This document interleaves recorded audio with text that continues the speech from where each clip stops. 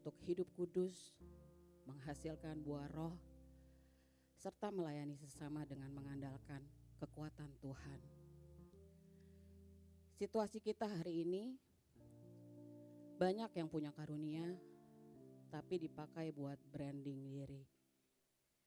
Nyanyi bagus biar dipuji, khotbah hebat biar viral, melayani biar naik jabatan. Padahal karunia tersebut bukan milik kita. Itu adalah hasil karunia Allah yang dititipkan. Situasi yang benar adalah orang yang dipenuhi Roh Kudus tidak sibuk pamer karunia. Dia akan sibuk pakai karunia itu buat orang lain. Seperti halnya saklar lampu, karunia plus Roh Kudus sama dengan lampu menyala. Ruangan jadi terang, orang melihat Kristus. Karunia minus Roh Kudus sama dengan saklar rusak. Ada listriknya, ada lampunya, tapi tidak menyala. Orang cuma lihat aku yang capek, bukan Allah yang mulia. Gereja memuliakan Allah bukan waktu semua orang naik mimbar, tapi waktu setiap orang pakai karunia-Nya plus kuasa Roh Kudus untuk melayani sesama. Pertanyaan refleksi untuk kita, karunia apa yang Tuhan titip ke kita sekarang? Sudahkah kita colokkan stop kontak Roh Kudus? Atau masih pakai tenaga baterai sendiri? Jemaat Tuhan, kita hening sejenak dalam saat teduh.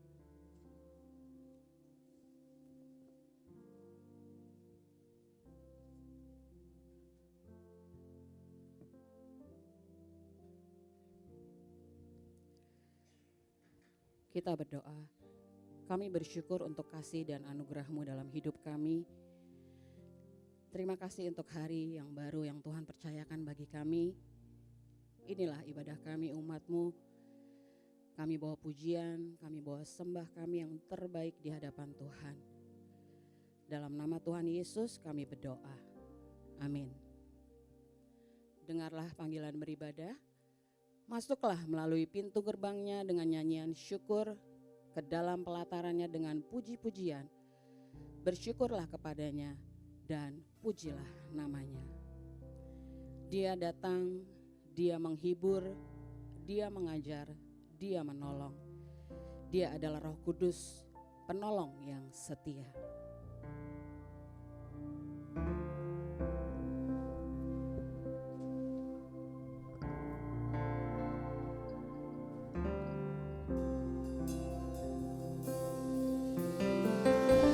Pada pagi hari ini Bapa, kami setiap anak-anak Tuhan, umat-umat kesayangan mau datang kepadamu, mau menaikkan puji-pujian bagimu.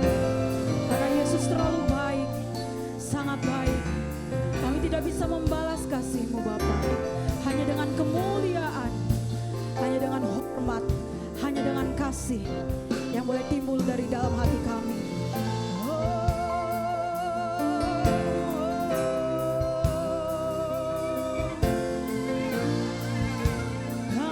Syukur Tuhan.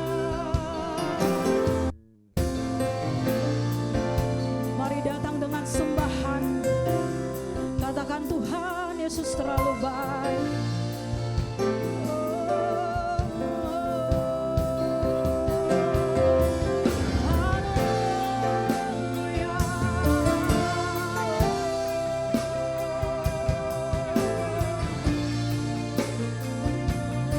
Kami boleh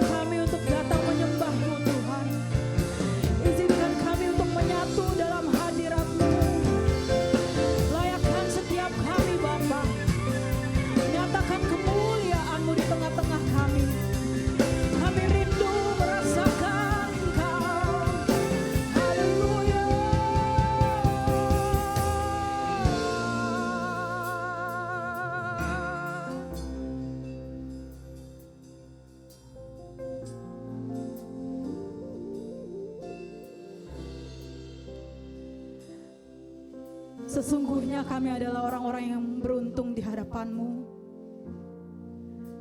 Tidak ada Tuhan yang mau mengasihi umatnya sebegitu dalam selain daripada Tuhan Yesus.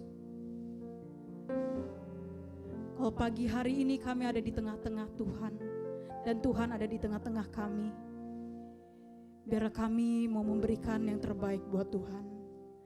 Hanya dengan ini Bapa. Terima kasih Tuhan.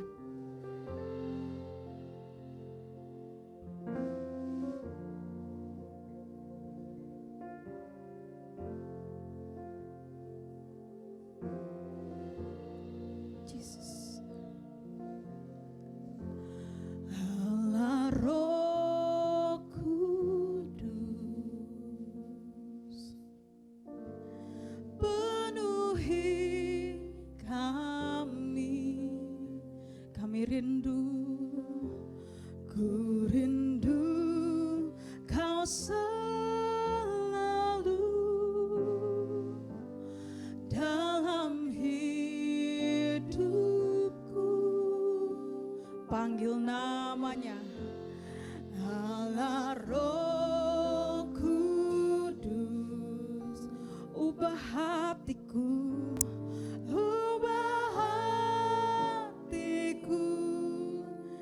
mari celikan kami, celikanku,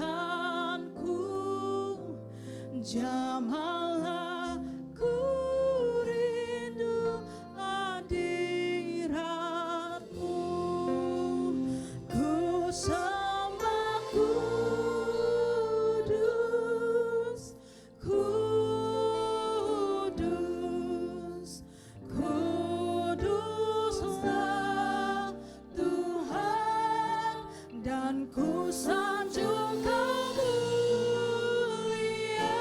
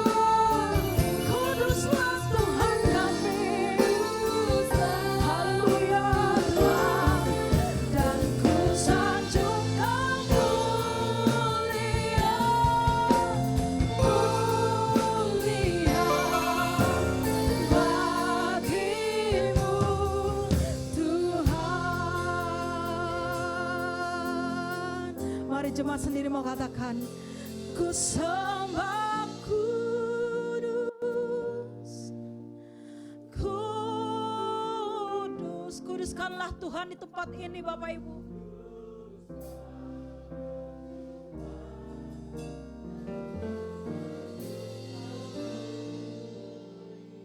Amin.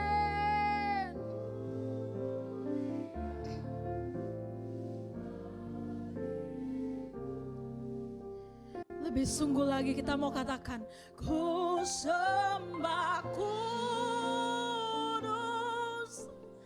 kudus, kuduslah Yesus, kuduslah Yesus.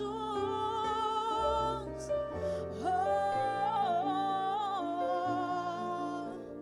mulia bagimu.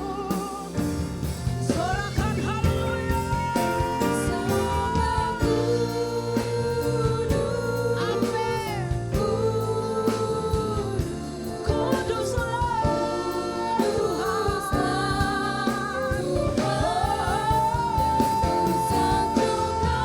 Kami sanjung Tuhan. Bagimu Tuhan, bagimu Tuhan, bagimu Yesus, bagimu Tuhan. Sorakan kemenangan, berikan tepuk tangan yang terbaik buat Tuhan kita. Penuhi rumah Tuhan dengan kemuliaan. Haleluya Tuhan. Mari kita sembah Tuhan, Dia yang bertahta di tengah-tengah kita. Rindu mendengarkan pujian daripadamu. Sembah Tuhanmu, sembah Rajamu, begitu besar, mulia Tuhan. Kami mau menyembahmu, kami mau tinggikan Engkau, oh Tuhan.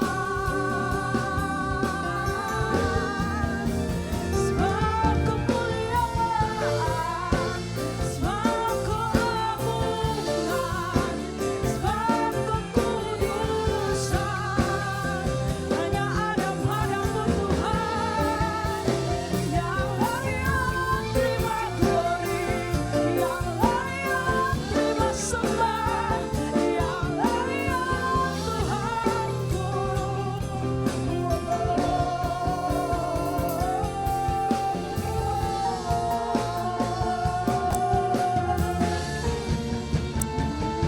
Biar yang bernafas memuji Engkau, biar yang menerima kebaikan Tuhan memuji Engkau, dan setiap orang yang ditolong Tuhan memuji Engkau. Engkaulah sumber segalanya, kan kami penuhi Engkau dengan pujian. Terima kasih Tuhan. Haleluya.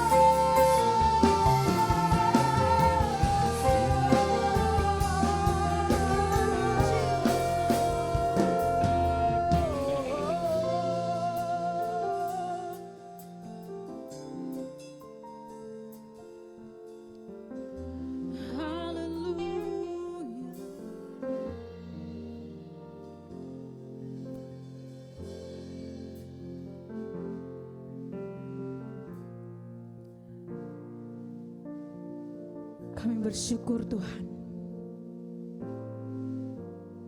Kami percaya Engkau ada di tengah-tengah kami. Dan lawatan Tuhan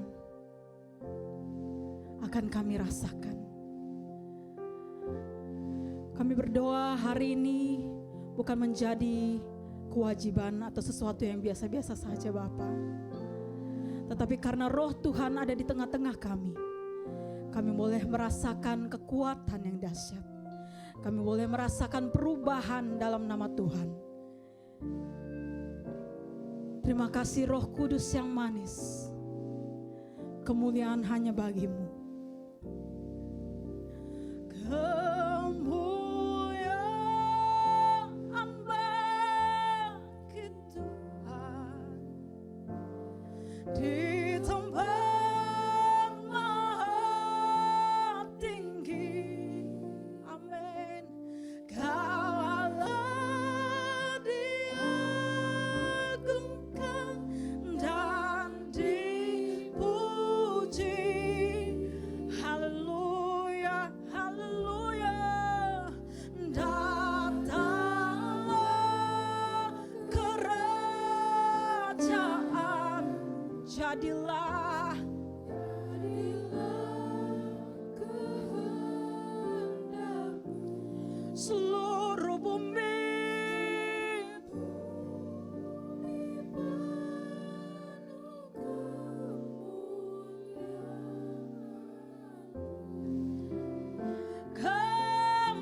kemuliaan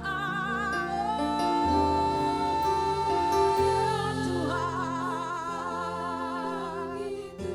di tempat maha tinggi. Tuhan maha tinggi, Kau Allah diagungkan dan dipuji. Datanglah, datanglah, datanglah, datanglah kerajaan, jadilah Tuhan. Seluruh bumi, seluruh bumi penuh kemuliaan-Mu. Kami undang untuk bangkit berdiri Bapak Ibu Saudara. Mari sembah Tuhan lebih lagi. Kemuliaan bagi Tuhan.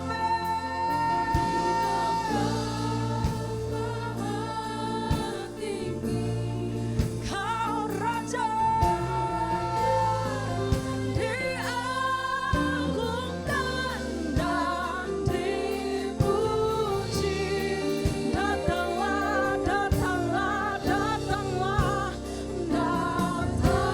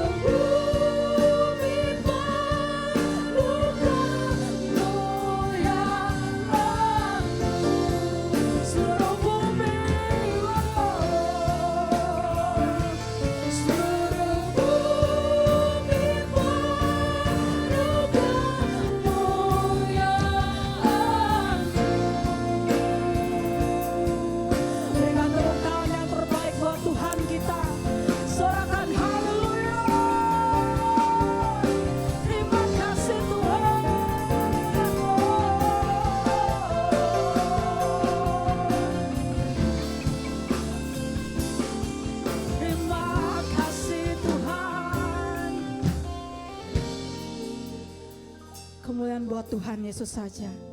Sekali lagi jemaat berikan tepuk tangan yang terbaik buat Tuhan Yesus Kristus tanpa musik. Terpujilah Tuhan selalu. Dipersilakan untuk duduk kembali Bapak Ibu.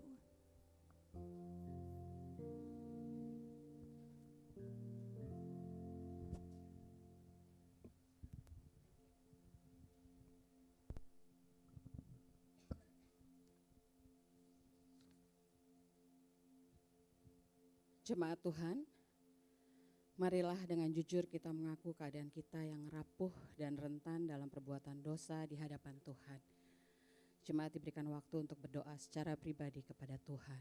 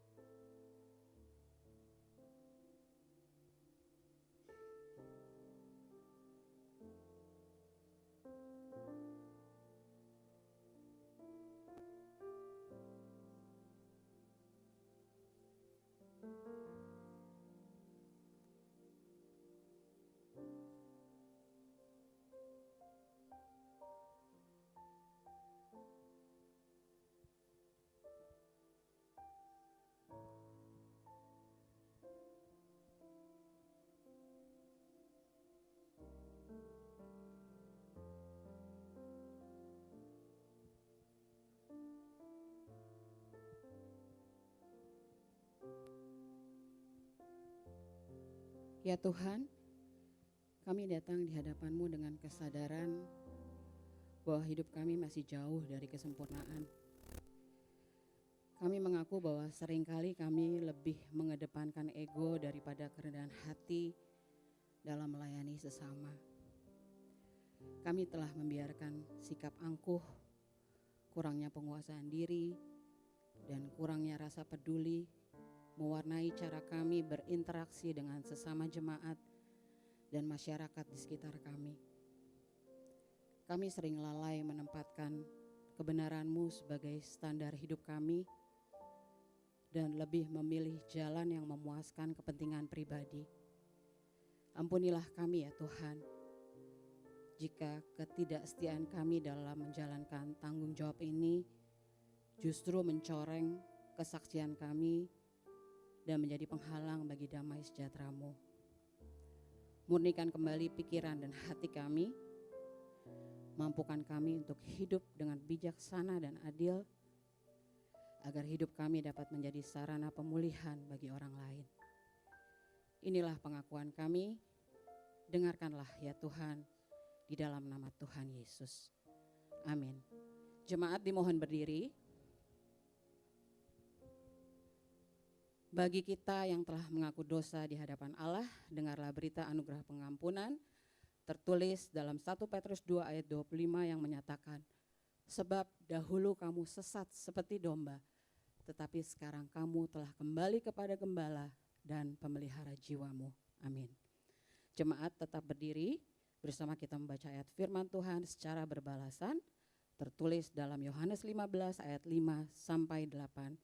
Demikian firman Tuhan. Akulah pokok anggur dan kamulah ranting-rantingnya. Barang siapa tinggal di dalam aku dan aku di dalam dia, ia berbuah banyak. Sebab di luar aku, kamu tidak dapat berbuat apa-apa. Barang siapa tidak tinggal di dalam aku, ia dibuang keluar seperti ranting dan menjadi kering. Kemudian dikumpulkan orang dan dicampakkan ke dalam api lalu dibakar. Jikalau kamu tinggal di dalam aku dan firman-Ku tinggal di dalam kamu, mintalah apa saja yang kamu kehendaki dan kamu akan menerimanya. Dalam hal inilah Bapa-Ku dipermuliakan, yaitu jika kamu berbuah banyak dan dengan demikian kamu adalah murid-murid-Ku. Amin. Jemaat dipersilakan duduk. Betapa kita tidak bersyukur kepada Tuhan yang Maha Murah. Ajar kami bersyukur ya Tuhan menuruti firman-Mu.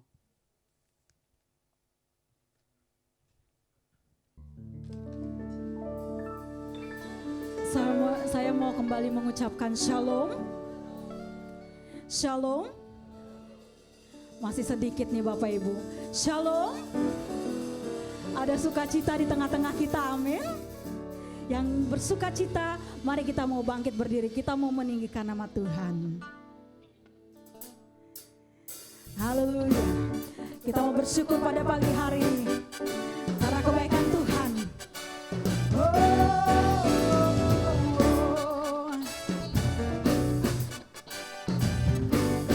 Sama-sama kita mau katakan, betapa kita tidak bersyukur, bertanah air kaya dan subur, lautnya luas, gunungnya megah, menghijau padang, bukit dan lembah. Itu semua berkat karunia Allah yang agung maha kuasa. Itu semua berkat karunia Allah yang agung maha kuasa. Amin. Mari kembali katakan dari awal. Alangkah indah pagi merekah, bermandi cahaya surya nan cerah. Di tingkat hijau bidang tak henti, bunga pun bangkit harum bersemi. Semua itu semua berkat karunia Allah yang agung maha kuasa. Itu semua berkat karunia Allah yang agung maha kuasa. Sambil bertepuk tangan Bapak Ibu, bahkan sambil bergoyang Bapak Ibu.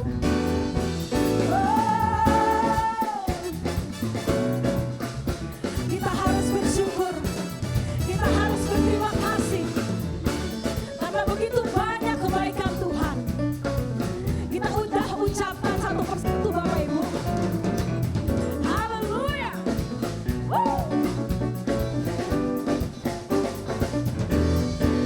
Bumi yang hijau, langit yang terang, berpadu dalam warna cemerlang.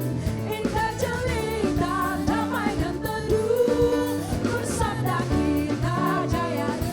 Semuanya itu semua berkat karunia Allah yang agung maha kuasa. Amin, amin. Itu semua berkat karunia Allah yang agung maha kuasa. Itu semua berkat karunia Allah yang agung maha kuasa. Amin. Itu semua berkat karunia Allah yang agung maha kuasa. Itu semua berkat karunia Allah yang agung maha kuasa. Itu semua berkat karunia Allah yang agung maha kuasa. Allah yang agung maha kuasa. Allah yang agung maha kuasa.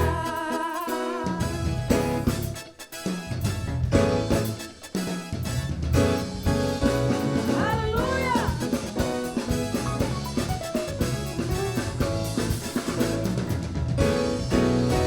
Sorakan haleluya. Masih rindu memuji Tuhan lebih lagi Bapak Ibu? Yang rindu memuji nama Tuhan, berikan tepuk tangan yang terbaik, bahkan sorakan kemuliaan buat Tuhan. Haleluya. Mari Tuhan bertahta di atas pujian ini.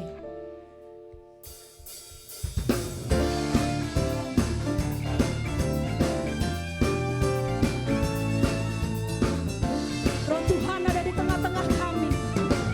Mari bakar setiap kami Tuhan. Roh Kudus, Roh Allah, bakar hati dan hidupku. Apimu bakarku, jadi korban persembahan. Jangan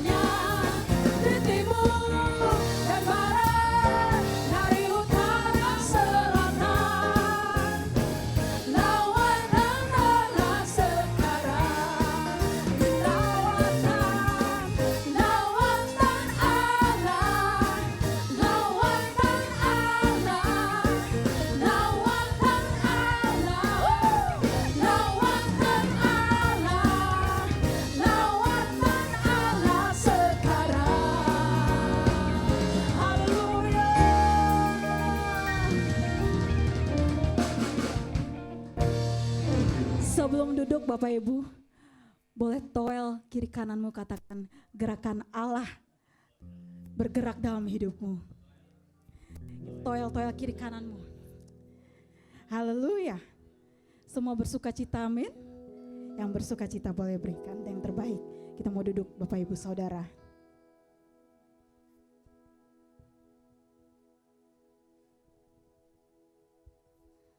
Siapkan setiap hati kami Bapa. Layakkan setiap hati kami. Terima kasih Tuhan. Datang Roh Kudus.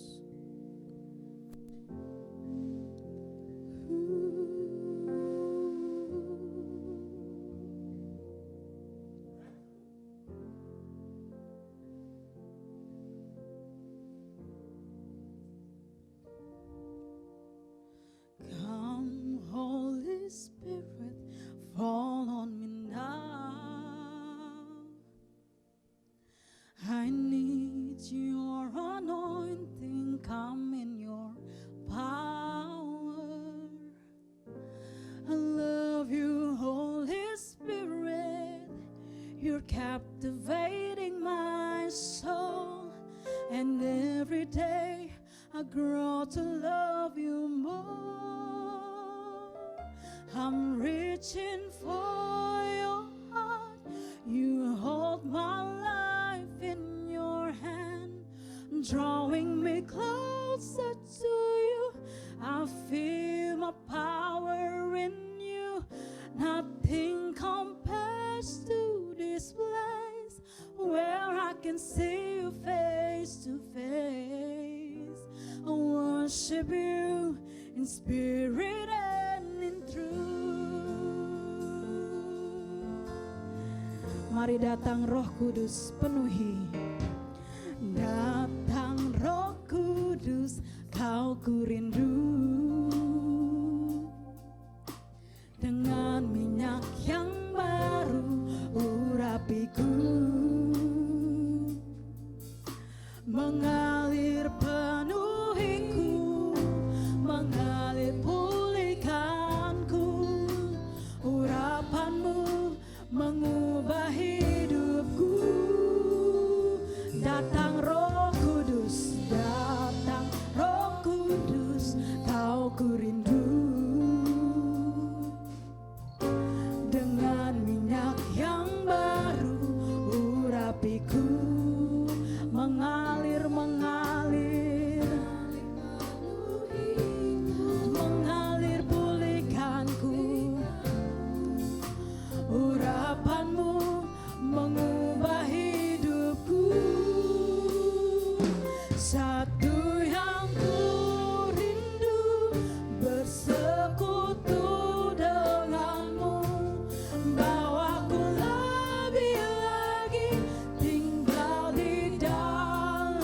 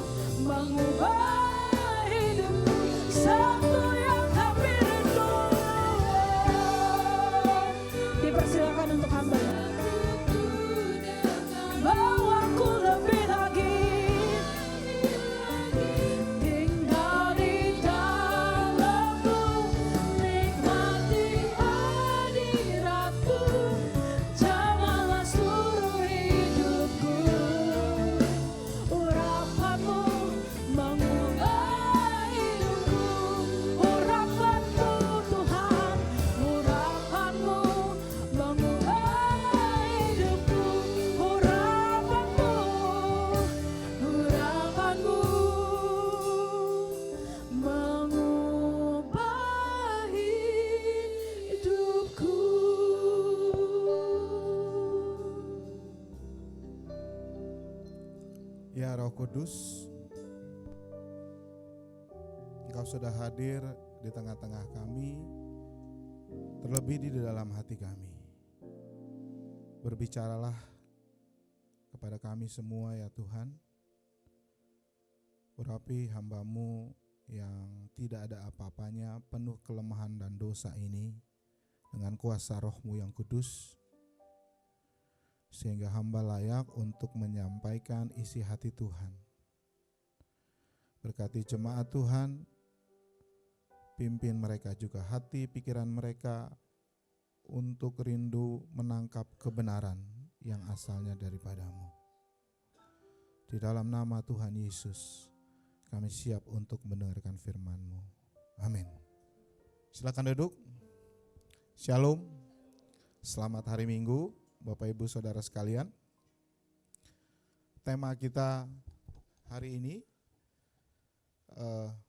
terima kasih adik-adik yang luar biasa. Tepuk tangan bagi Tuhan karena sudah memberi talenta yang luar biasa buat anak-anak muda ini. Ya, jadi seperti yang sudah diumumkan, bulan lalu di hari Pentakosta kita merayakan turunnya Roh Kudus. Waktu dulu dilayani oleh Bapak Pendeta Yosua Jab. Dan bulan ini kami mencanangkan untuk merenungkan tentang bukti nyata ataupun manifestasi Roh Kudus dalam kehidupan keseharian kita. Ya, jadi Roh Kudus itu adalah roh yang Tuhan berikan bagi orang yang percaya. Ya. Kita yang sudah lahir baru artinya kita sudah dibaptis oleh Roh Kudus, dan itu terjadi sekali saja, dan itu 100% kuasa dari Roh Kudus.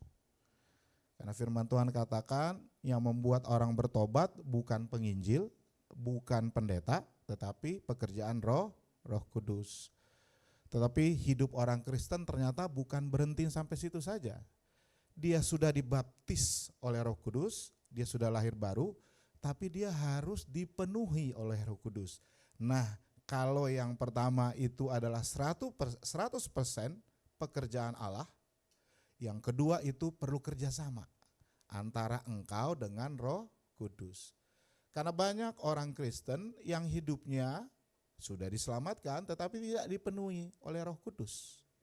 Sehingga buah Roh Kudus enggak ada dalam hidupnya, karunia Roh Kudus juga tidak muncul dalam kehidupannya. Nah, makanya bulan ini, minggu lalu kita sudah belajar bahwa Roh Kudus itu yang ada di dalam kita itu memberikan ketenangan. Amin.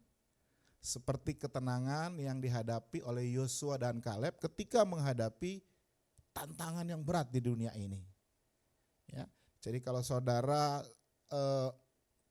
sudah dipimpin oleh Roh Kudus menghadapi segala macam masalah, saudara tenang. Hari ini kita mau belajar tentang karunia Roh Kudus. Jadi Roh Kudus sudah tinggal di dalam kita, ya, dan ada karunia-karunia yang Tuhan berikan kepada setiap orang yang sudah percaya kepada Yesus sebagai Tuhan dan Juru Selamatnya. Nah, saudara-saudaraku, saya mengambil perikop bacaan kita. Saudara boleh buka di Alkitab saudara, tapi juga nanti akan saya tampilkan dari 1 Petrus 4 ayat 10 sampai 11.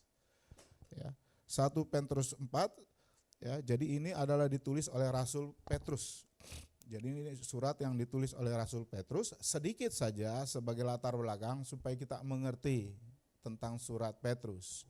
Surat Petrus itu beda dengan surat Paulus. Kalau surat Paulus biasanya ditujukan untuk jemaat di tempat tertentu, ya. Ada Korintus, Efesus, Filipi. Tetapi surat Petrus ini sebenarnya ditujukan kepada jemaat Kristen secara umum, ya, dimanapun mereka berada. Makanya kalau kita baca, sebentar saya buka dulu.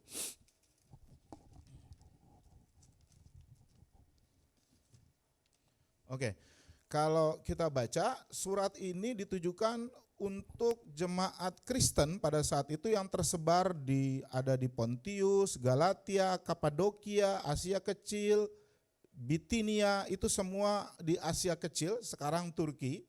Ya, di situ banyak tersebar orang-orang Kristen. Jadi bukan untuk kota tertentu, ya.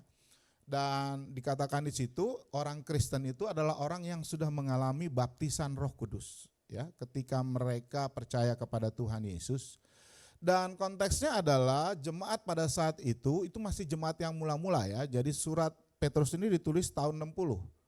Yesus mati kurang lebih tahun 35-an, betul ya? Berarti ini baru 30 tahun setelah Yesus mati dan bangkit dan naik ke surga. Ya, Petrus ini adalah salah satu murid Kristus. Saudara ingat ya, Petrus ini adalah orang yang menyangkal Yesus berapa kali? 3 kali. Di dalam kitab Markus Yesus bilang, ya, ketika dia bilang, Tuhan, enggak ada yang akan mencelakakan engkau guru. Lalu Yesus bilang apa? Sebelum ayam berkokok 2 kali, kamu sudah menyangkal aku 3 kali. Tetapi saudara-saudaraku, terjadi perubahan besar di dalam diri Petrus, yaitu ketika hari Pentakosta di Yerusalem. Ya, ketika Roh Kudus turun kepada para rasul dan murid-murid, ada perubahan dalam hidupnya. Sehingga Petrus ini yang tadinya penakut, mengecut, lari dari Yesus, menjadi orang yang justru militan. Sehingga pada waktu hari Pentakosta dia khotbah, sekali berkhotbah berapa orang saudara bertobat? Ingat? 3.000. Ya. Nah, saudara-saudaraku, Petrus yang nulis surat ini kepada jemaat yang tersebar di Asia Kecil yang saat itu tahun 60-an sedang mengalami penganiayaan.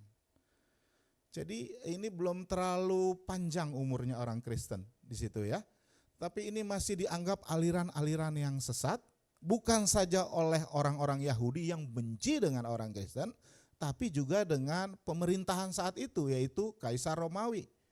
Jadi orang Kristen itu ditindas, apalagi hidup mereka enggak sesuai dengan budaya di sana. Budaya di sana pada saat itu hancur, ya, apa istilahnya, fasik di situ dalam hal apapun. Ya, tapi orang Kristen tetap bisa hidup beda dari dunia ini, makanya semakin dibenci dan akhirnya mereka mengalami penderitaan.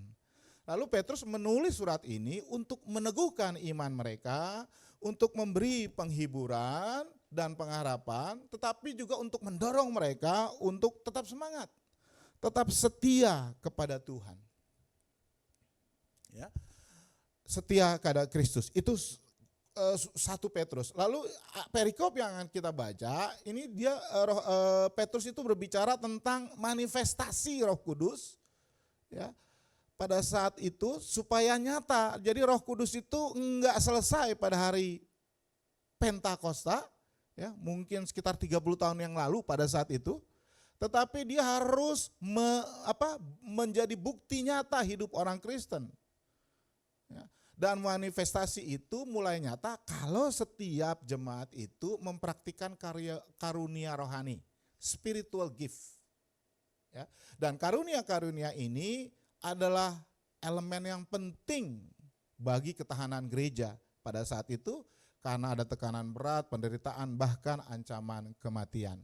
Dan tujuan akhirnya dikatakan supaya apa? Supaya Allah dimuliakan di dalam Yesus Kristus. Dan terakhir ada doksologi di situ. Mari saudara kita buka 1 Petrus 4 ayat 7 sampai 11. Saudara perhatikan Alkitab, ayat Alkitab ini saya akan membacakannya kepada saudara. Ayat renungan kita itu ayat 10 dan 11. Karena itu berbicara tentang karunia rohani setiap orang. Tetapi saya mau membacanya supaya perikopnya lengkap dari ayat 7. Sambil nanti sedikit ayat 7 sampai 9 saya jelaskan sedikit, ya. 1 Petrus 4 ayat 7 sampai 11, demikianlah firman Tuhan. Kesudahan segala sesuatu sudah dekat. Karena itu kuasailah dirimu. Jadilah tenang supaya kamu dapat berdoa. Sampai di sini saudara-saudaraku. Jadi Petrus bilang ini sudah akhir zaman, betul ya? Kesudahan segala sesuatu itu sudah dekat. The end of all things is draw near. Sudah semakin dekat. Ya, jadi ini udah zaman akhir. Saudaraku, zaman akhir ini kan kira-kira berarti 1900 berapa ya? 90 tahun yang lalu. Ya, ini ditulis, tapi Petrus pada saat itu udah bilang akhir zaman sudah kesudahan itu kan finish ya, berarti selesai, end itu udah dekat. Tetapi sekarang sudah 2000 tahun yang lalu kesudahannya belum datang, betul ya? Tapi saudara-saudaraku, saya percaya Tuhan Yesus akan datang. Amin. Ya, jadi akhir zaman itu sebenarnya dimulai pada saat Yesus datang, lalu kembali ke surga sampai dengan Yesus nanti datang. Ya. Kalau 2000 tahun sudah akhir zaman, sudah mau kesudahan, apalagi sekarang, berarti sudah semakin dekat. Dan saya percaya kedatangan Yesus tidak akan lama lagi.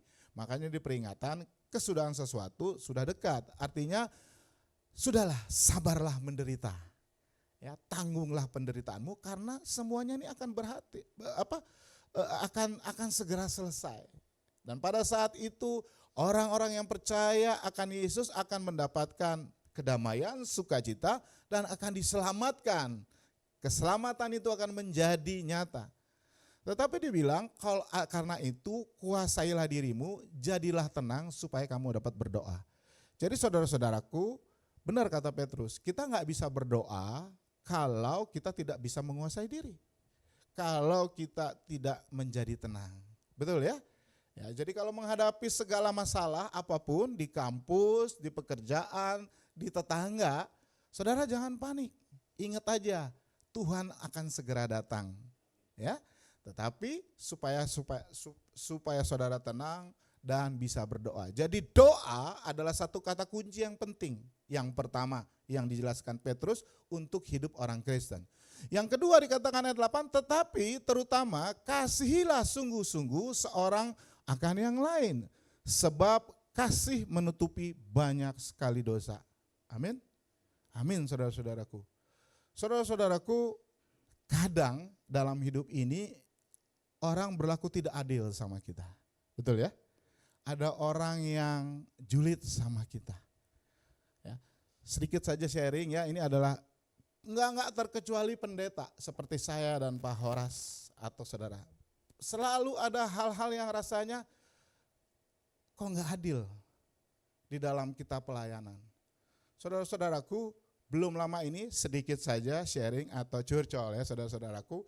Saya ini bersama dengan 4 pendeta lainnya diundang untuk melayani sebuah perhelatan besar orang Batak di Jakarta. Ya. Dan kami sudah dikasih tahu karena dana itu yang dihadiri oleh 2.300 orang dan anggarannya adalah sekitar 450 juta. Ya. Dan kami melayani sebagai liturgis dan juga sebagai pendoa syafaat, pokoknya kami melayani dan kami tidak mengharapkan apa-apa. PK nggak ada karena kita tahu dananya minus, saudara-saudaraku. Ya, jadi ya sudah gitu ya. Kita benar-benar mau melayani dan puji Tuhan pelayanannya itu baik. Ya, jarang sekali orang Batak itu tertib pada saat ibadah. Ya, terutama kalau di rumah duka, saudara-saudaraku ya. Ketika saya memimpin berapa kali kebaktian ibadah penghiburan, ribut di sana. Ya. Bukan yang rapat gak ada masalah di ruangan lain, tetapi yang di belakang itu tidak menghargai hamba Tuhan dan terutama tidak menghargai Tuhan. Tetapi pada saat itu luar biasa. Dan ini sebenarnya sesuatu yang lebih berbahagia buat kami yang melayani. Ketika jemaat dengan tertib mengikuti ibadah. Ya toh, sudah selesai. Dan saya kebetulan panitia, saudara-saudaraku, sampai kita 2 minggu terakhir dananya itu masih jauh. Akhirnya kami panitia dihimbau untuk ikut kontribusi. Saya nggak berpikir bahwa gue kan pendeta, enggak, saya tetap kontribusi. Ya, kita kalau hadir harus bayar 150.000 dan lain sebagainya. Akhirnya pesta ini selesai, saudara-saudaraku. Dan ternyata duitnya terkumpul dari target 450 menjadi 470 juta. Luar biasa ya. Nah, akhirnya berhasil dengan baik ya. Dan tiba-tiba masih minggu lalu ya, saya ditelepon oleh panitia dikatakan, "Pak," dan kita hamba-hamba Tuhan nih 5 orang ya. Itu enggak apa-apa. Kita enggak mengharapkan PK apa-apa. Gitu. Lalu ditelepon, dia bilang, "Pak Pendeta, tolong koordinasi, minta nomor rekening semua pendeta ya ke saya." Gitu. Kenapa nih? Ya ada PK. Kalau bahasa Batak dibilang si palas roha. Oh begitu, ya sudahlah gitu loh. Sekali lagi saya tidak mengharapkan apa-apa, bahkan saya banyak keluar banyak untuk acara ini.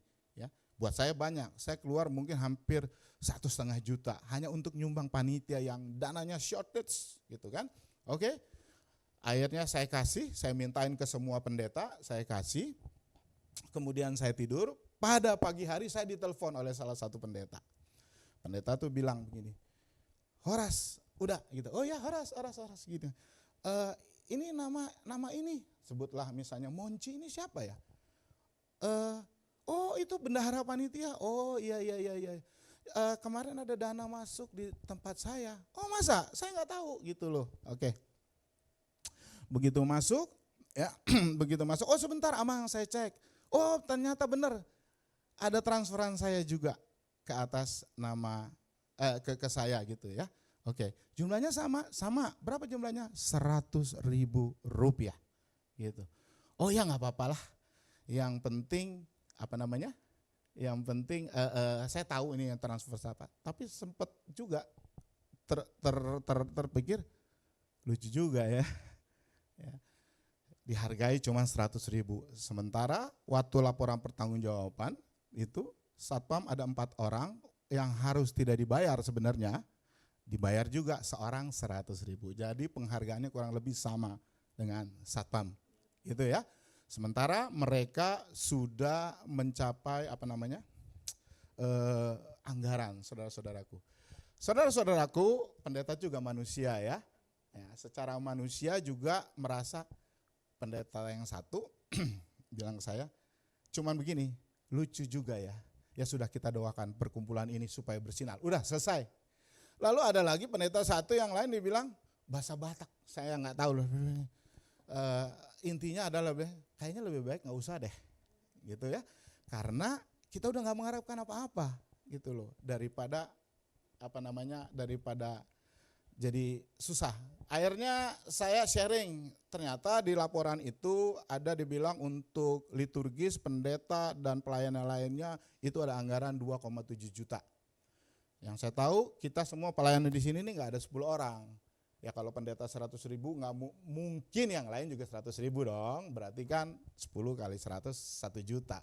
Tapi kan anggarannya katanya 2,7. Nah kan jadi timbul ya di hati saya ya. Perlakuan orang yang kurang menghargai. Ya, saya ucapkan terima kasih. Saya bukan tidak berterima kasih. Ya, dan bukan soal masalah uang. Saudara saya sudah kata bukan saya mau pamer. Tapi saya justru sudah mengkontribusi karena panitia itu kurang uang pada saat itu. Tapi ketika mereka mengalami surplus, segitu aja penghargaan mereka, gitu kan. Saudara-saudaraku, kalau secara manusia, saya mau bilang, saya mau ke auditor, saya mau ke pengurus wilayah, lalu saya cek pelayan yang lain, ya, termasuk mamanya Ago, saya bilang, Inang dapat berapa? Saya bilang, enggak ada sama sekali. Oke, terima kasih, saya bilang gitu, ya kan? Berarti kan saya patut mempertanyakan dong sebagai panitia, karena ada auditornya, ada pengawasnya dan lain sebagainya. Tapi saudara-saudaraku, saya akhirnya berpikir ayat ini. Ya, ini ayat ini saya renungkan kan udah sebulan lalu ya sebelum saya, tapi dia bilang kasih itu menutupi banyak dosa. Akhirnya saya berpikir ya saya harus lakukan ayat ini, ya sudahlah. Tuhan Yesus bilang kalau engkau pelayanan, upahmu jangan di dunia, betul ya, upahmu di surga. Ya udah kasihi aja panitia yang menghargai saudara seperti demikian gitu. Akhirnya saya nggak mau panjangin, saya bilang udah stop. Jadi saudara-saudaraku, kalau kita mengasihi orang-orang yang bahkan menentang kita, maka percayalah kita menutupi banyak dosa. Kalau saya cerita ke orang lain lagi, mungkin orang akan jadi marah, betul ya? Marah dan dia berbuat dosa. Belum dosa yang harus saya tambah. Akhirnya saya bilang case close. Case close, walaupun sebenarnya masalah prinsip ya, ini kan dana ini adalah duit dari iuran lebih dari 2.000 orang, lebih dari 800 kakak, belum lagi ada donatur, itu kan harus dipertanggungjawabkan dengan baik, wajar dong harus diaudit, Ya, karena mereka tidak terlalu transparan. Ya, jadi bukan soal karena saya cuma dihargai 100.000, enggak. Sebelum-sebelumnya saya udah sering dihargai begitu. Ya, saya melayani perkawinan orang ya, konseling dan lain sebagainya gitu. Ya kami nggak punya dana, nggak apa-apa, nggak usah, nggak apa-apa, berapapun. Terus akhirnya saya dikasih 100.000 juga, 100.000. Tapi Pak Pendeta datangnya ke resepsinya, di mana nih? Oh ternyata sebuah restoran yang lumayan gede, mewah, banyak musiknya. Terus ikan lagi, kue tartnya tinggi banget.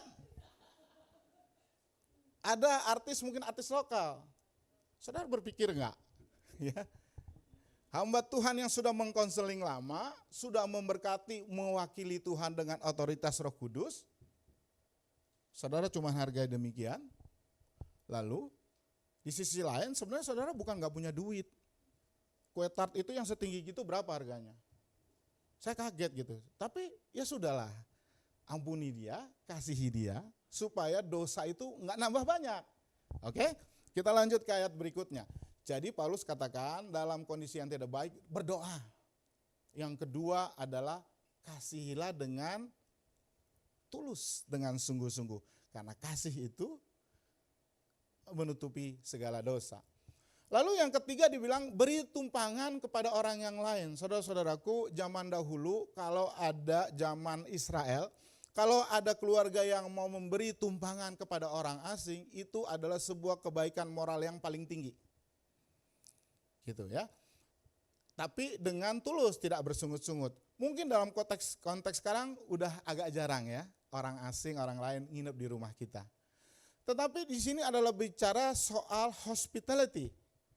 Bicara soal keramahan. Jadi lebih luas. Jadi ini sebenarnya ayat 7-11 ini adalah perintah ajaran Petrus tentang bagaimana hidup dengan sesama orang Kristen. Kalau ayat 1-6 kalau saudara baca itu adalah bagaimana gereja orang Kristen menghadapi orang luar, eksternal. Ya, yang pada saat itu menyiksa mereka. Tapi kalau 7-11 itu internal. Makanya dibilang pertama harus tadi apa? Yang pertama kok jadi lupa ya. Yang pertama dia bilang berdoa, kedua kasihilah, yang ketiga adalah ramahlah engkau terhadap yang lain. Tapi dibilang jangan pakai sungut-sungut, artinya di belakang marah-marah. Ya. Jangan bilang, hey selamat datang di gereja, apa kabar, I love you gitu ya. Nah, tetapi begitu bubar, saudara pergi di mobil udah ngomongin, si itu tadi. Nah itu berarti dengan tidak tulus. Oke saudara-saudaraku, itu adalah 3 ayat pertama. Dan mari kita masuk lagi ke ayat yang berikutnya. Dikatakan, jika ada orang yang berbicara, baiklah ia berbicara sebagai orang yang menyampaikan firman Allah. Jadi kalau ngomong, ya seperti engkau sedang khotbah gitu ya. Nah, jika ada orang yang melayani, baiklah ia melakukannya dengan kekuatan yang dianugerahkan Allah. Supaya Allah dimuliakan dalam segala sesuatu karena Yesus Kristus. Dan dilanjutkan, karena dialah, ini adalah kalimat doksologi. Ialah yang punya kemuliaan dan kuasa dan lain sebagainya.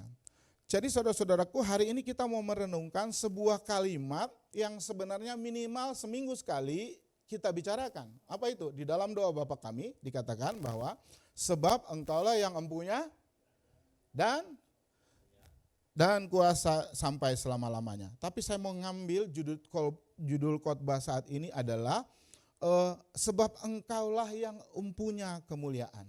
Jadi hari ini kita belajar bahwa Roh Kudus yang ada di dalam kita itu mengaruniakan spiritual gift, karunia-karunia rohani. Jadi tidak ada orang Kristen yang enggak punya karunia rohani. Untuk apa? Yaitu untuk melayani sesama orang Kristen terutama dan akhirnya membawa kemuliaan bagi nama Tuhan. Ya, ingat kemuliaan bagi nama Tuhan. Tadi Monci sudah memberikan sebuah gambaran sedikit tentang tema kita hari ini. Karena memang kita hidup sekarang di zaman media sosial, betul ya? Ya. Panggung sosial. Ya. Saudara coba boleh angkat tangan yang punya account Instagram. Ya, Facebook pasti semua Facebook. TikTok? Coba, sedikit ya, tenang aja, semua akan TikTok pada waktunya. Ya, saudara, semua orang punya sosial media dan semua orang berlomba-lomba mencari tombol likes, betul ya? Lalu dia selalu lihat, lihat komen. Tapi komennya itu yang senang dia baca itu adalah komen apa? Pujian, benar gak ya? Bukan hate speech, bukan ya? Lalu semua juga berlomba-lomba supaya followernya banyak.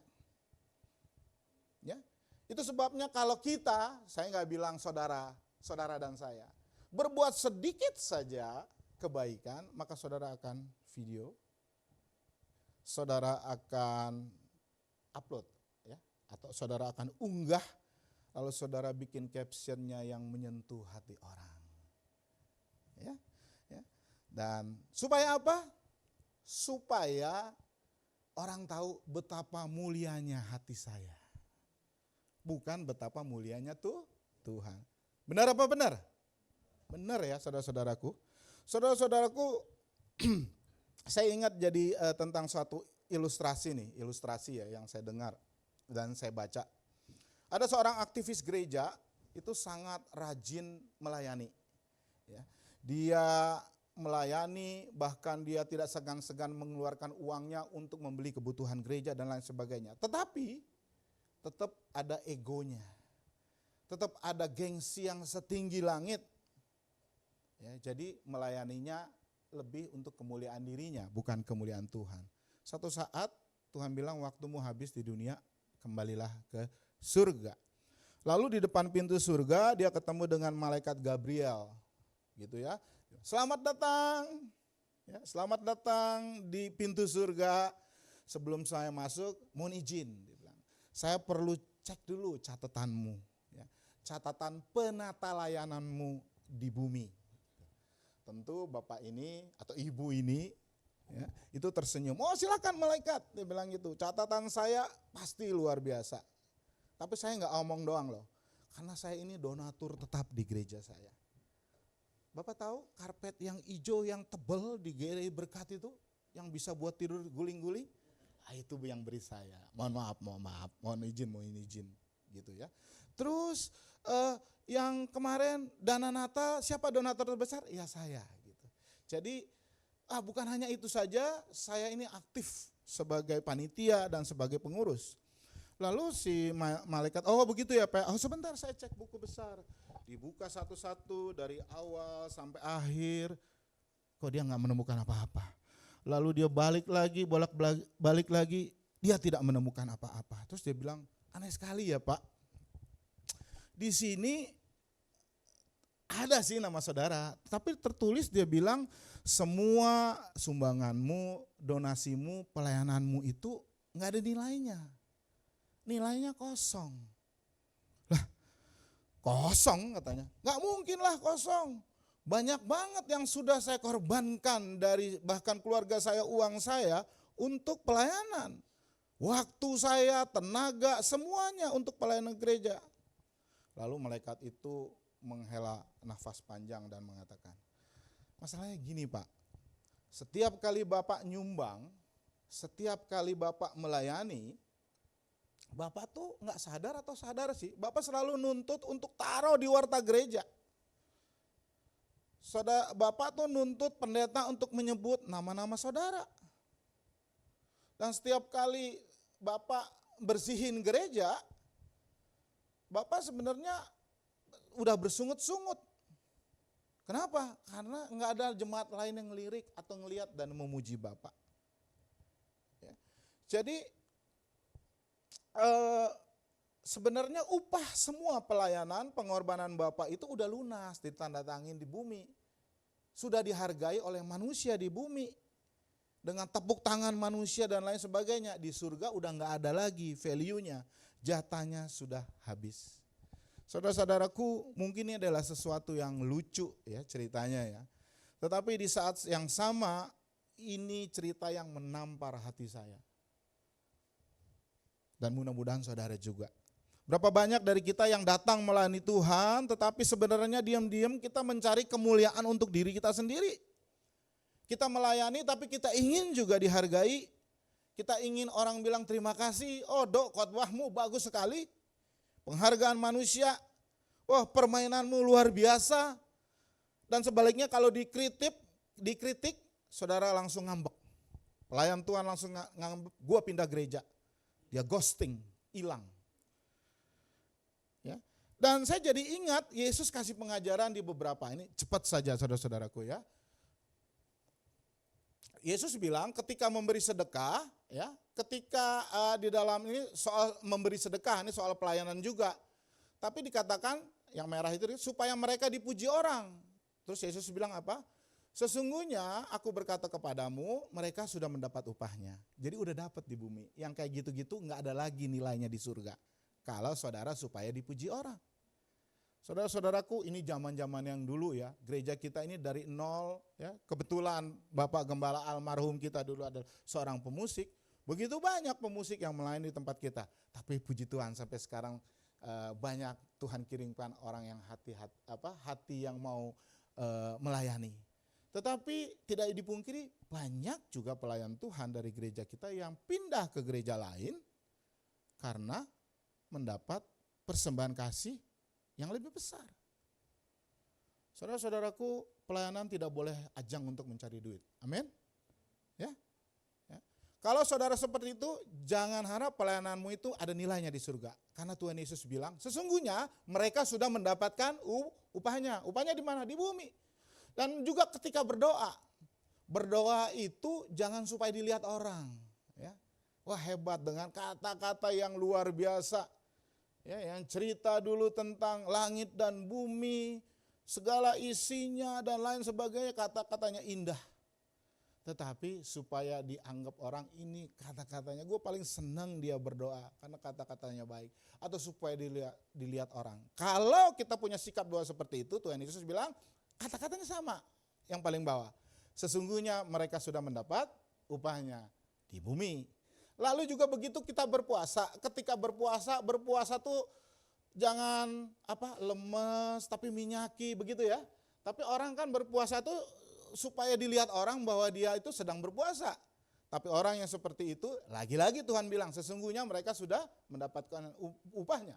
Inti dari pengajaran Yesus adalah ketika seorang melakukan perbuatan baik, memberi, berdoa, berpuasa, melayani, ya, demi mendapat pujian dan hormat dari manusia, maka pujian manusia itulah satu-satunya upah yang mereka terima. Dan mereka tidak akan mendapat upah lagi atau pahala lagi di dalam surga. Dan saudara-saudaraku, kita masuk lagi ke 1 Petrus 4 ayat 10. 1 Petrus 4 ayat 10 ini adalah berbicara tentang hakikat tentang karunia rohani dan penata layanan di gereja. Penata layanan ini adalah istilah Alkitab ya, penata layanan. Sehingga saya senang kalau kita lihat ada daftar judulnya penata layan. Penata layan tuh ini kita semua ini adalah penata layan ya.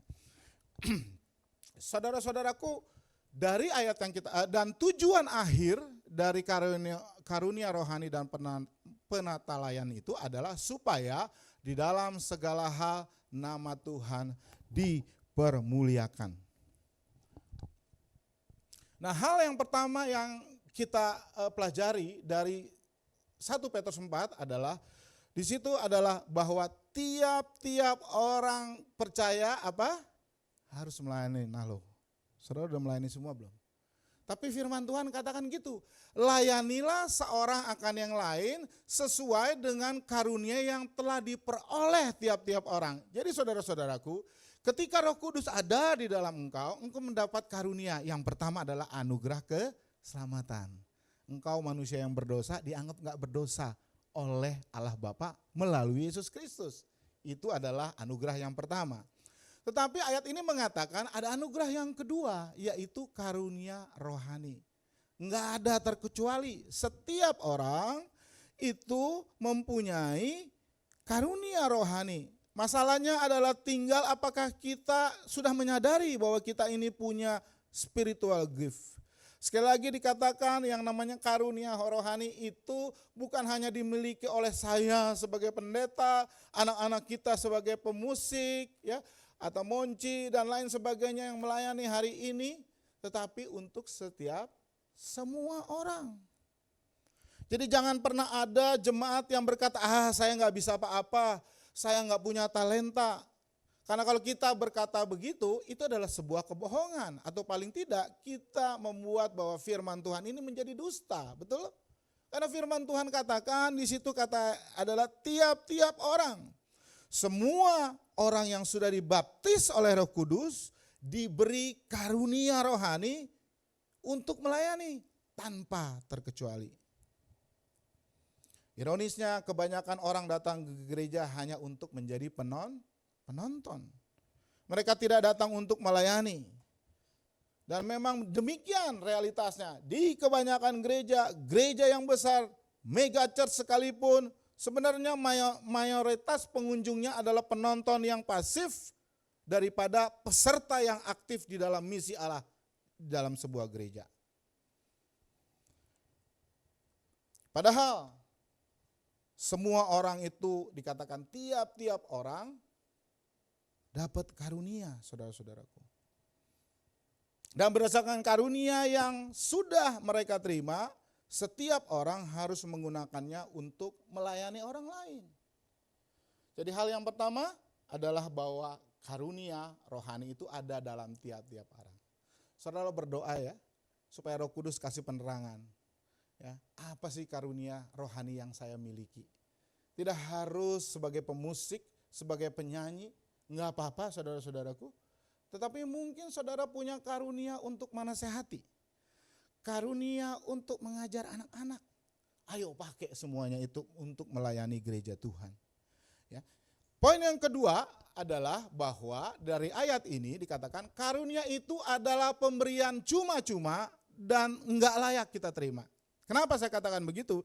Saudara-saudaraku, di dalam bahasa aslinya dikatakan layanilah seorang yang akan lain sesuai dengan karunia. Karunia itu bahasa aslinya adalah karis. Ya, karis artinya anugerah. Ya, anugerah itu kan artinya adalah sesuatu yang sebenarnya orang itu nggak berhak untuk menerima, betul ya? Itu ada anugerah, karunia.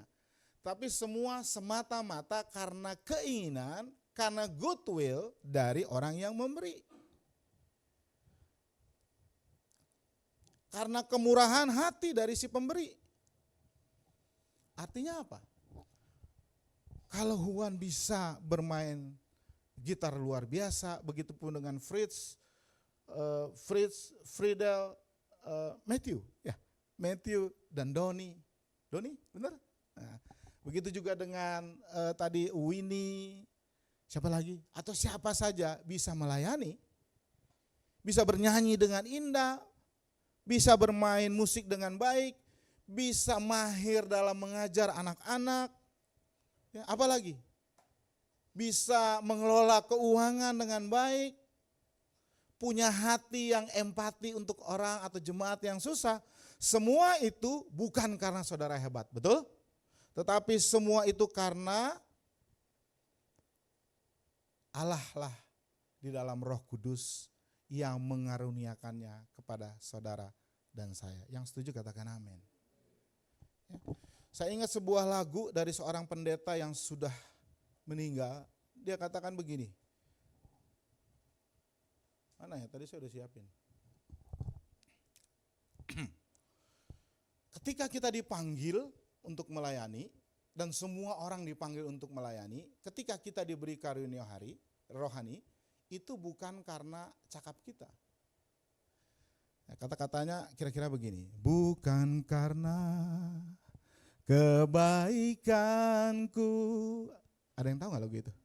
Bukan karena fasih lidahku, bukan karena kekayaanku, ku dipilih, ku dipanggilnya, bukan karena kepintaranku, bukan karena baik rupamu, bukan karena kelebihanku, ku dipanggil dan dipakainya. Bukan karena kita, saudara-saudaraku. Bila aku dapat, itu karenanya. Bila aku punya semua daripadanya, semua karena anugerahnya, kan kepada kita. Semua anugerahnya bagi kita bila kita dipakainya. Amin, saudara. Jadi hal yang pertama ada kata karismatis di situ, berarti kalau kita punya gift, kita punya talenta, kemampuan, itu semua karena anugerah Tuhan. Ya. Rasul Paulus katakan di dalam Filipi 2 ayat 1 sampai 5. Ya. Jadi karena dalam Kristus ada nasihat, ada penghiburan, ada persekutuan roh, ada kasih mesra, ada belas kasihan. Karena itu sempurnakanlah sukacitaku dengan ini. Hendaklah kamu sehati sepikir dalam satu kasih satu jiwa dan tidak mencari kepentingan sendiri. Berarti kepentingan orang lain juga. Atau pujian yang sia-sia. Karena pujian hanya untuk Allah. Amin. Sebaliknya, hendaklah dengan rendah hati seorang menganggap yang lain lebih utama daripada dirinya sendiri. Dan janganlah tiap-tiap orang hanya memperhatikan kepentingan sendiri, tapi kepentingan orang lain juga. Hendaklah kamu dalam hidup bersama menaruh pikiran dan perasaan yang sama dengan Kristus. Jadi tidak ada ruang buat kita untuk menyombongkan diri, cari pujian, ya. Dan kita juga nggak boleh membandingkan kita dengan orang lain yang punya karunia yang lain. Karena Tuhan itu, Roh Kudus itu mendistribusikannya secara berbeda-beda. Ingat perumpamaan talenta yang Tuhan Yesus berikan. Kerajaan Allah itu seperti seorang tuan yang akan pergi. Pembantunya ada 3, ada 4 orang. Yang satu dikasih 1, yang satu dikasih 2, yang satu dikasih 5. Kan beda-beda. Jadi jangan sombong dan tidak boleh iri. Ya. Di sini Rasul Paulus mengatakan bahwa kebutuhan sesama orang percaya, orang lain harus didahulukan. Karunia rohani tidak pernah dirancang untuk kepuasan ego dan pribadi kita, melainkan karunia rohani itu adalah untuk kesejahteraan dan pertumbuhan rohani jemaat lainnya. Jadi ingat ya saudaraku, hal yang ketiga adalah itu adalah sebuah anugerah, sebuah pinjaman dari Tuhan. Karena satu saat kita akan mengembalikannya, satu saat kita diminta pertanggungjawaban. Oleh karenanya gunakanlah talentamu, giftmu itu adalah untuk kebaikan orang lain. Poin yang ketiga dikatakan di dalam ayat ini adalah bahwa kita ini, ini ada kata-katanya, penatalayan yang baik. Steward, manager. Manager kan bukan pemilik, benar nggak? Ya kan? Ya. Ayatnya kan bilang begitu. Layani seorang akan yang lain sesuai dengan karunia yang telah diperoleh tiap orang sebagai pengurus. Kalau di TB2 pengelola. Jadi saudara ini manajer. Betul ya? Apapun jabatanmu secara rohani di mata Tuhan saudara adalah manajer. Manajer apa? Karunia-karunia rohani yang banyak ini. Sehingga tugas kita sebenarnya menggunakan karunia rohani ini adalah untuk diatur, dikelola dengan baik. Karena dia katakan kamu adalah pengurus, steward, penata layan, pengelola. Kamu hanya orang yang dititipkan, betul ya? Seperti dengan perumpamaan talenta itu kan. Talenta itu punya mereka bukan? Hah? Ingat gak perumpamaan talenta yang Tuhan bilang? Kerajaan Allah adalah seperti orang tuan yang pergi terus dia kasih talenta. Talenta itu punya siapa? Punya Tuhan. Satu saat tuannya balik. Terus dia tanya, lo dapat berapa? Oh gue dapat 4. Oh, oke, masuk gitu kan. Luar biasa. 5 dapat 10. Tapi orang yang tidak mengembangkan talentanya yang disimpan, maka mereka dikatakan hamba yang jahat. Di zaman dulu, di zaman Alkitab, seorang penata layan adalah seorang manajer yang dipercayakan oleh sang pemilik rumah untuk mengelola seluruh rumah, aset, bahkan budak-budak yang ada di rumah itu. Tetapi satu saat kepada mereka akan diminta pertanggungjawaban. So, saudara-saudaraku, kita juga akan diminta pertanggungjawaban. Jadi saudara-saudaraku, seorang penata layan yang baik, itu satu, dia bukan pemilik. Kedua, satu hari nanti dia pasti akan diminta pertanggungjawaban. Ketika kita melayani di gereja, posisi kita adalah sebagai manajer, sebagai penata layan yang baik, bukan sebagai pemilik. Amin.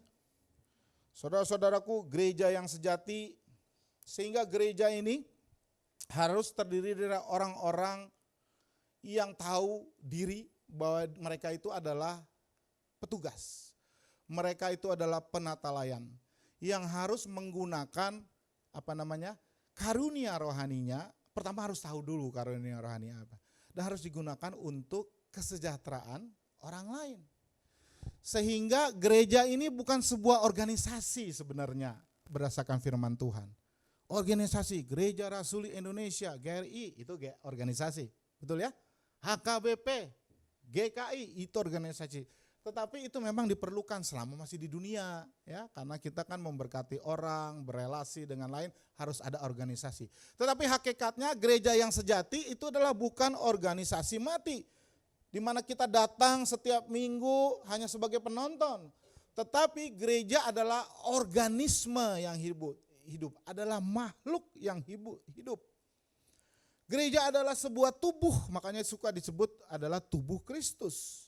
Di mana setiap anggotanya adalah penata layan yang aktif, bergerak, mengalirkan kasih karunia Allah yang banyak itu kepada sesamanya.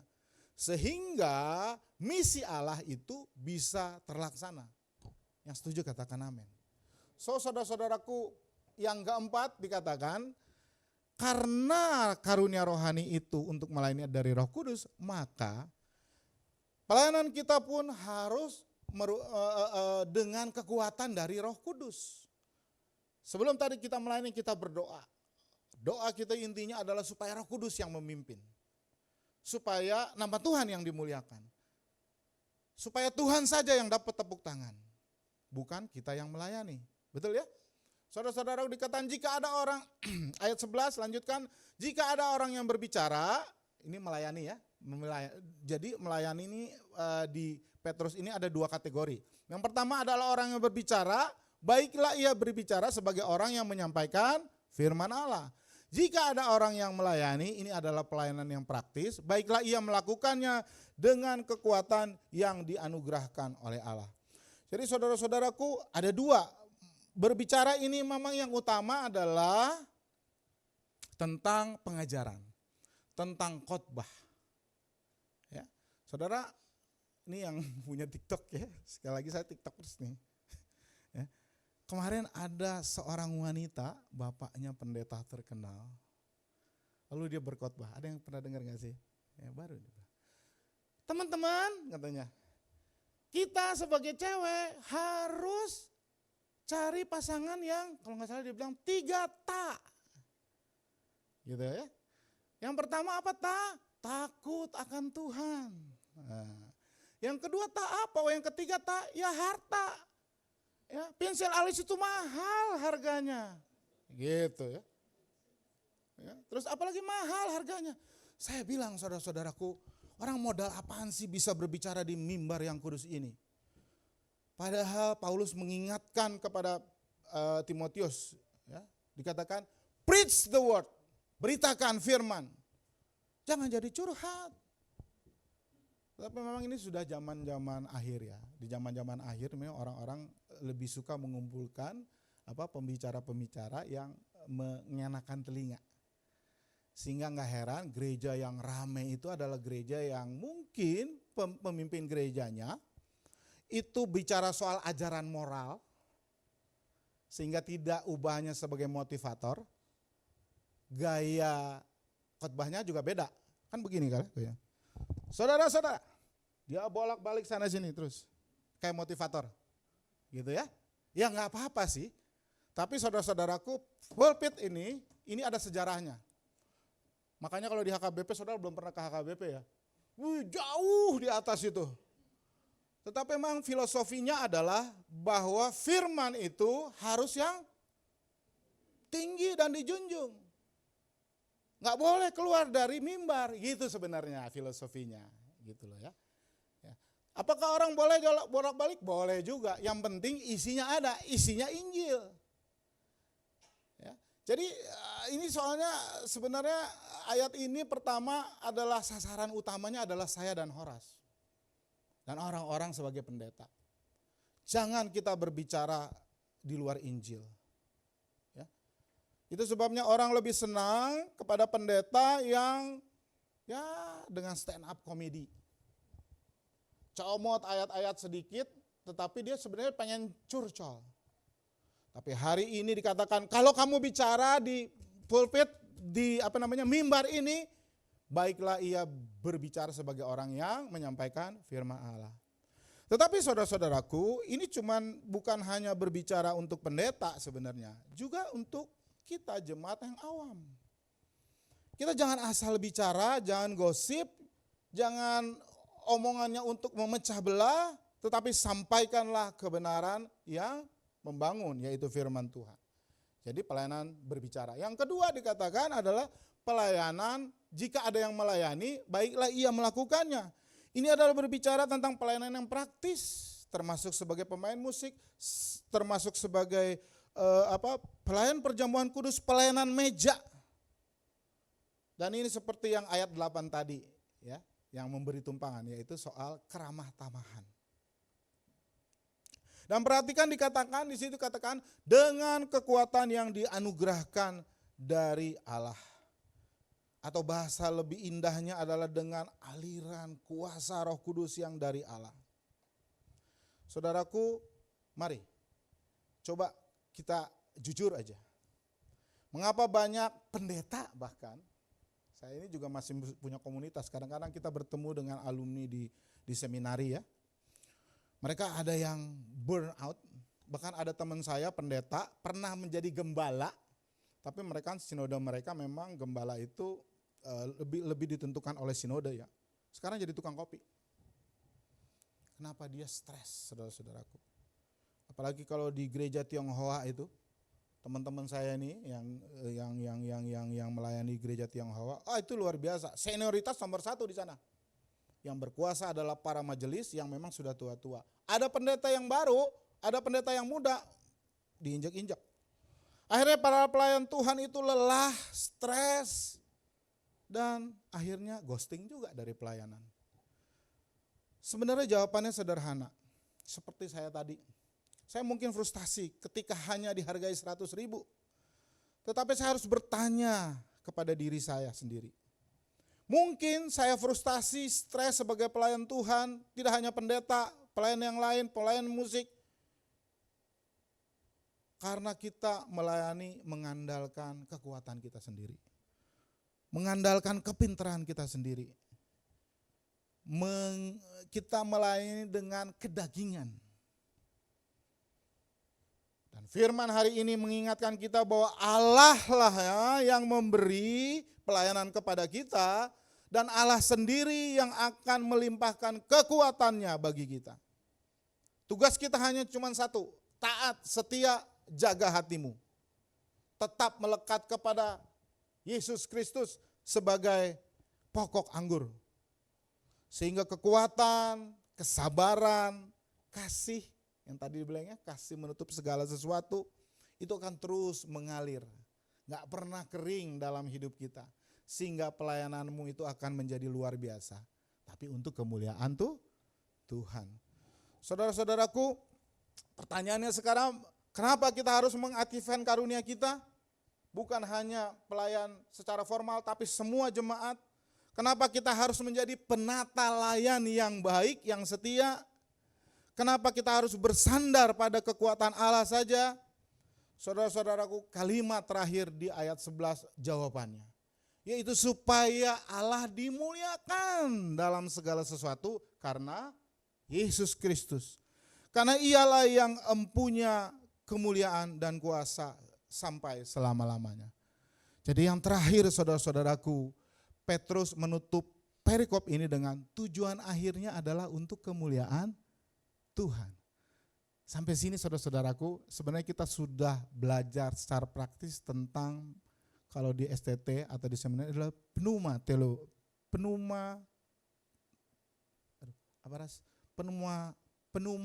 itu roh ya. Soal Roh Kudus, pneumatologi dan doksologi. Doksologi itu adalah, doksa itu artinya kemuliaan. Doksologi itu artinya adalah kemuliaan, memberi kemuliaan bagi Tuhan. Jadi tujuan akhir dari setiap khotbah yang diucapkan, setiap lagu yang dinyanyikan, ini udah ya tadi kayaknya ya. Setiap lantai gereja yang disapu, setiap rupiah yang disumbangkan adalah supaya karakter Allah dan hakikat tentang siapa Allah itu tersingkap sepenuhnya kepada dunia melalui saudara saya yang menggunakan karunia rohani. Apa itu arti kemuliaan? Kemuliaan Allah itu artinya pancaran sinar ilahi dengan segala supremasinya, dengan segala keunggulannya. Itu harus terlihat oleh orang lain melalui hidup kita.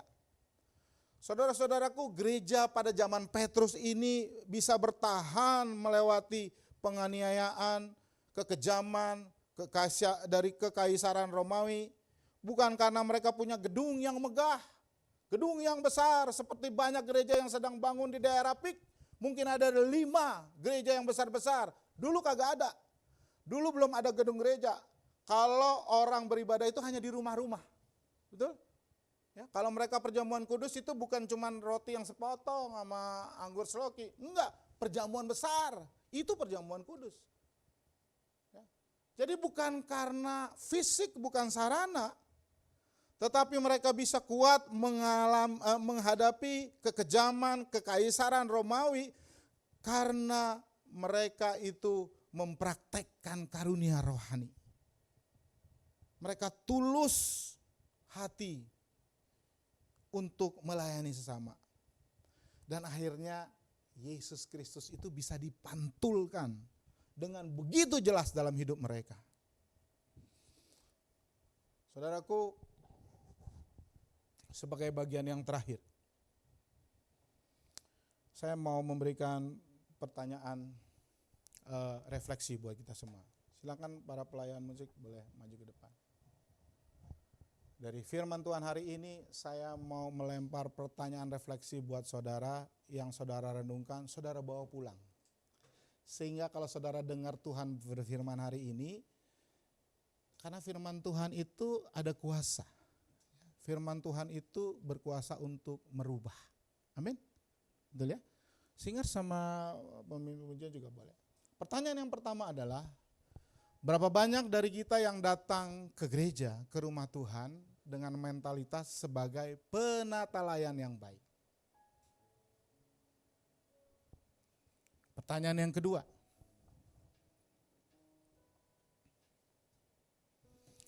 berapa banyak dari kita yang datang dengan kerinduan dan berkata, Tuhan, karunia apa yang sudah Engkau taruh di dalam tanganku yang bisa saya aktifkan hari ini supaya melalui pelayanan saya ada jemaat yang terbeban, saudara-saudaraku jemaat lain yang terluka atau sedang mengalami depresi dapat dipulihkan dan diberkati.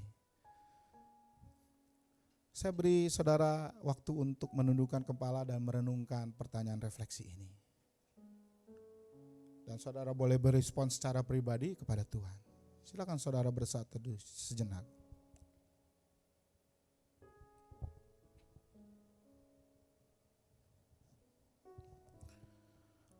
Saudaraku, Tuhan Yesus setiap detik bekerja tanpa henti. Dia menjaga, memelihara, dan menopang bumi tempat kita berpijak ini. kasih dan kebaikannya begitu melimpah mengalir dalam hidup pribadi saudara dan saya. Kalau kita sebagai orang tua dunia ini sering kali menegur anak-anak kita ketika mereka malas saat diminta untuk ambil air. Padahal kita ini kan orang tua udah membesarkan mereka, mencukupi semua kebutuhan mereka. Sadarkah saudara bahwa Allah kita pun sudah melakukan yang jauh lebih banyak dari hal yang dahsyat yang ada dalam hidup kita. Dia telah memberikan nyawa anaknya yang tunggal untuk menebus kita dari kematian yang kekal, kebinasaan. Kalau gitu, jika kita menyadari betapa besarnya utang kasih itu, maka kita akan mempersembahkan waktu kita, talenta kita, karunia kita untuk melayani sesama. Melayani sesama seharusnya tidak lagi dipandang menjadi sebuah beban yang melelahkan. Tetapi melayani Tuhan adalah kesempatan yang paling mendebarkan hati. Saya mau melayani Tuhan, sukacita. Melayani adalah hal yang paling indah, yang paling membahagiakan dalam hidup ini. Karena Tuhan disenangkan hatinya. Kalau gitu coba periksa kalender kesibukan saudara minggu terakhir ini. Apakah Tuhan kita menemukan waktu di sana di mana kita bergerak menjadi berkat buat orang lain? Jangan biarkan karunia yang sudah Tuhan titipkan di dalam dirimu itu terkubur karena engkau egois, karena engkau malas, atau mungkin saudara takut untuk dikritik orang lain. Bangkitlah sebagai penata layan yang baik. Aktifkan karunia Anda. Layani sesama dengan aliran kekuatan yang dari Allah saja, dari Roh Kudus. Dan kembalikan seluruh pujian, seluruh tepuk tangan hanya kepadanya. Sebab bagi Dialah dan hanya bagi Dialah kemuliaan, kuasa, dan kerajaan sampai selama-lamanya.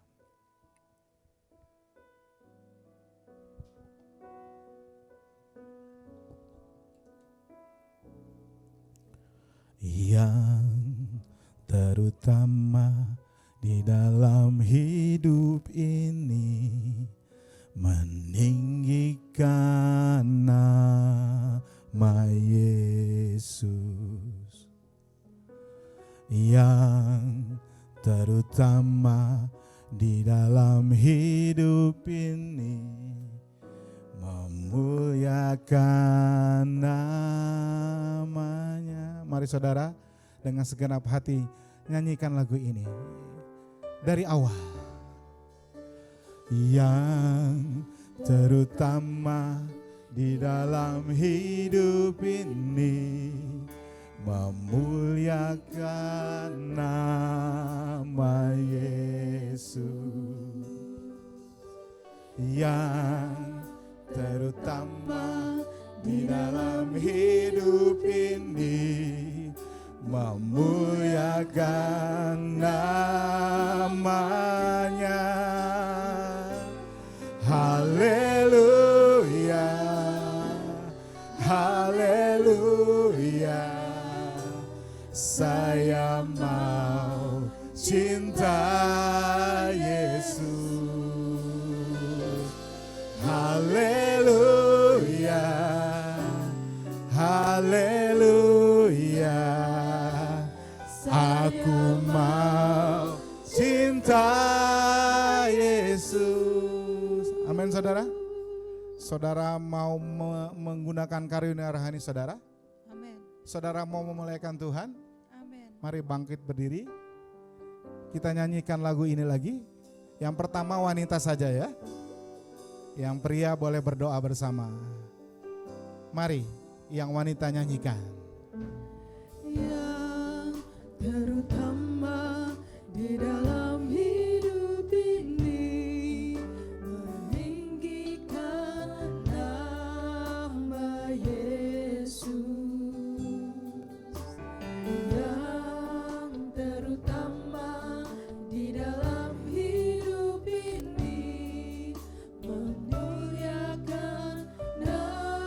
Mari yang pria bersama saya nyanyikan yang terutama, yang wanita boleh berdoa. Terutama di dalam hidup ini, meninggikan nama Yesus.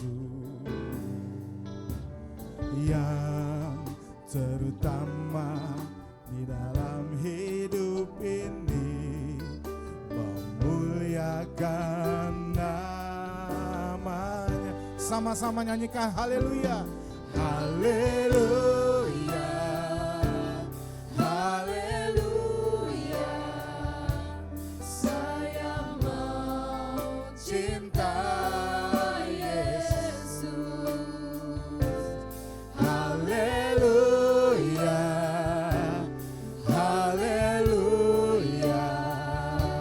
saya mau cinta Yesus.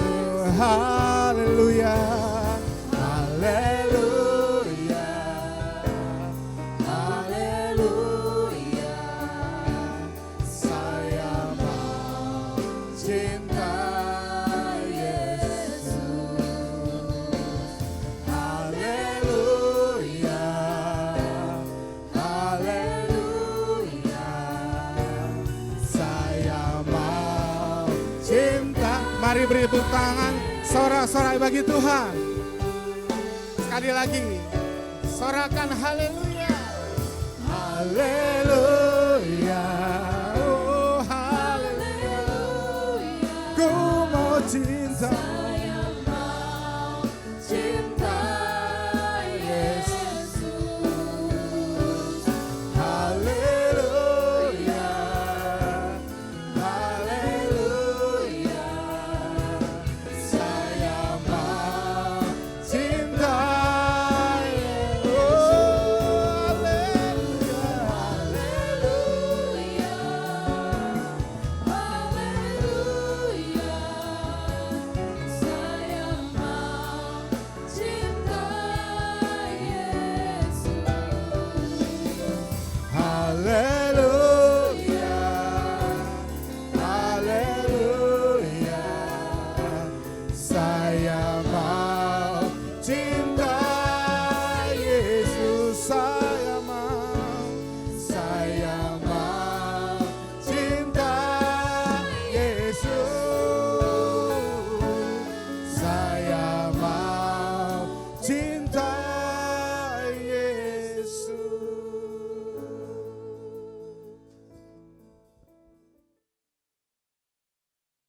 Bangkit berdiri, arahkan hatimu, tengadahkan wajahmu, angkat tanganmu, terima dan aminkan berkat Tuhan. Kembalilah ke dalam hidupmu di sepanjang minggu ini dengan membawa damai sejahtera. Pakailah setiap talenta, profesi, keahlian, pekerjaanmu dengan mengandalkan kekuatan dari Roh Kudus. Dan pastikan, salurkanlah kembali segala pujian, tepuk tangan dunia yang kamu terima hanya untuk kemuliaan nama Yesus. Semoga Allah Bapa, Sang Pencipta, Pemilik segala karunia melimpahkan kasih-Nya atasmu. Semoga Yesus Kristus, Sang Tokoh utama dalam hidupmu, membimbing setiap langkah hidupmu. Dan semoga persekutuan, penghiburan, dan penyediaan kekuatan dari Allah Roh Kudus menyertaimu, menjaga hatimu untuk tetap rendah hati, menuntunmu menjadi berkat mulai hari ini, sepanjang minggu ini, bahkan sampai selama-lamanya. Tuhan memberkati engkau dan melindungi engkau. Tuhan menghadapkan wajahnya kepadamu dan memberi engkau kasih karunia. Tuhan menyinari engkau dengan wajahnya dan memberi engkau damai sejahtera. Amin.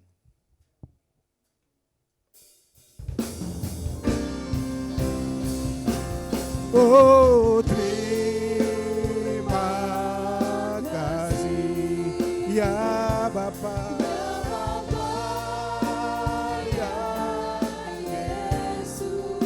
Ya Roh Kudus, ya Roh Kudus, ku berterima kasih. Haleluya, haleluya,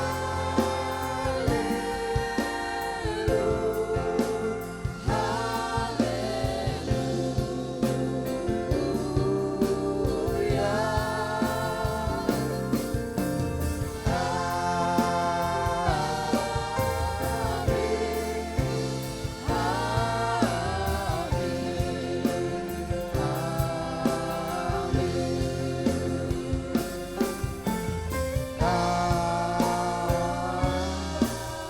Mari kembalikan segala tepuk tangan dan kemuliaan hanya kepada Yesus Kristus saja. Haleluya. Silakan duduk, silakan bersatu sejenak. Selamat hari Minggu, sampai jumpa minggu depan. Tuhan memberkati.